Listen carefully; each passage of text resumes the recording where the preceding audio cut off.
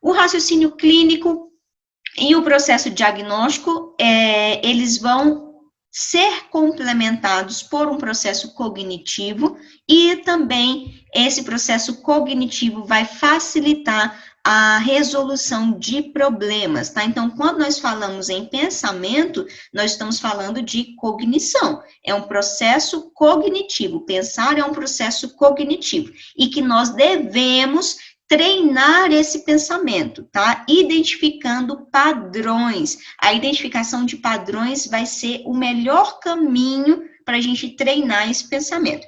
Vamos a um exemplo. Se chega um paciente, por exemplo, o exemplo do paciente infartado que nós conversamos nas aulas anteriores. Chegou esse paciente infartado ou com suspeita de infarto, apresentando várias respostas humanas indesejáveis. Se nós não tivermos esse processo de pensamento, nós vamos agir exclusivamente para poder corresponder às necessidades dos protocolos e da equipe médica. Nós não vamos identificar fenômenos e intervir. Então, nós temos que desenvolver esse processo de pensamento.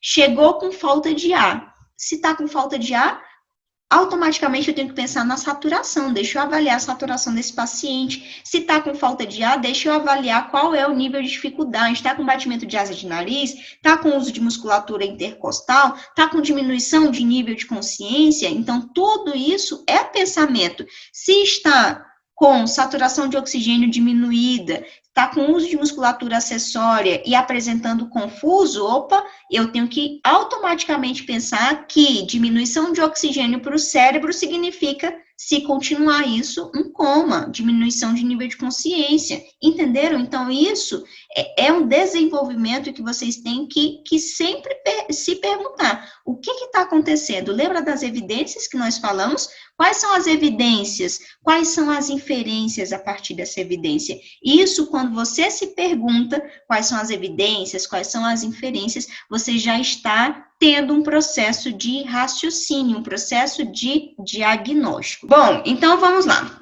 Quais são as características, e aqui entra o que a Letícia estava falando, quais são as características para que a gente tenha um processo diagnóstico adequado? O que nós, como enfermeiros, devemos desenvolver para que a gente consiga adequadamente identificar o que está acontecendo com o nosso paciente? Primeiro, conhecimento clínico e científico, todo o nosso conhecimento formal, o que você aprendeu quanto ao centro cirúrgico, o que você aprendeu em relação à fisiopatologia, à anatomia, farmacologia, terapia intensiva, nutrição aplicada, fundamentos de enfermagem. Então, nós temos que ter o máximo possível um conhecimento clínico e científico muito bem fixado, muito bem firmado, enraizado mesmo, porque é a partir daqui que nós temos a principal dificuldade. E aí o recém-formado tem mais dificuldade ainda. Por quê? Normalmente a gente não dá muita importância para a faculdade, eu digo isso porque eu fui aluna, só estudei infelizmente no meu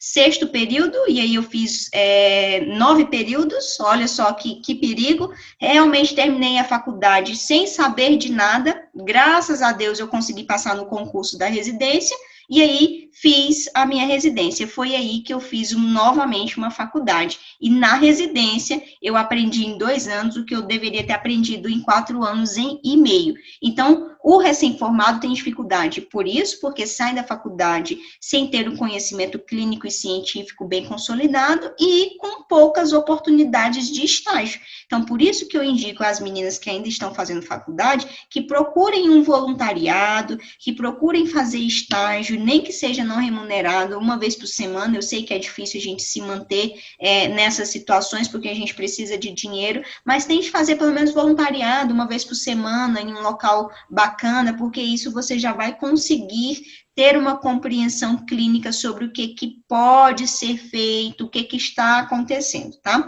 Então, nós precisamos dessa primeira característica. A segunda característica é justamente a experiência clínica, tá? Então, olha o exemplo da Amanda. A Amanda está dizendo que ela faz o estágio voluntariado durante as férias e que ajuda muito. Então, isso é importante. A gente está num período, vocês estão num período, na verdade, até sair da faculdade, e a partir daqui, nós estudamos todos os dias. Nós temos que estudar todos os dias, procurar nos aperfeiçoar todos os dias. Então, eu, por exemplo, todos os dias eu tiro 10 a 30 minutos de estudo de algo que eu tenho certas dificuldades e também de algo que eu gosto. Então, isso faz o nosso cérebro ir sempre fixando determinadas informações e aquilo vai sendo natural no nosso contexto diário, tá? Bom, conhecimento clínico e científico, experiência clínica são características fundamentais e desenvolvimento cognitivo, tá? Então,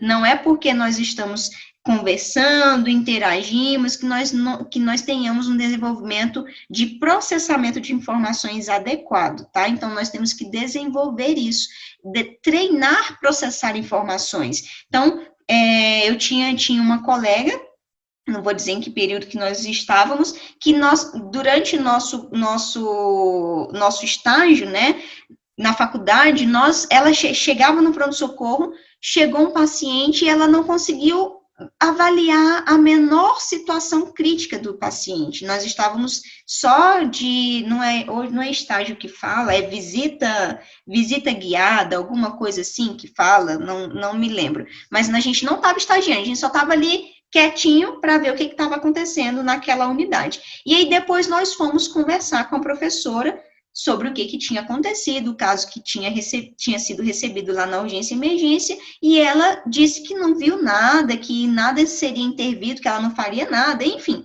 Então, se nós não evoluirmos com a capacidade de processar a informação, opa, chegou com dor precordial, ele está com uma dor referida no precórdio, isso pode ser sugestivo de um infarto agudo do miocárdio, então deixa eu investigar outras informações, como é que está o nível de dor, aplicar uma escala adequada para avaliar o nível de dor, diminuir esforços desse paciente, manter o paciente confortável, conscientizar, conversar com o paciente, diminuir nível de ansiedade, estar atento à prescrição médica, determinar diagnósticos de enfermagem adequado, isso é processar informações, identificar uma necessidade e intervir de forma imediata, tá? Então, isso é, de fato, um treino, tá?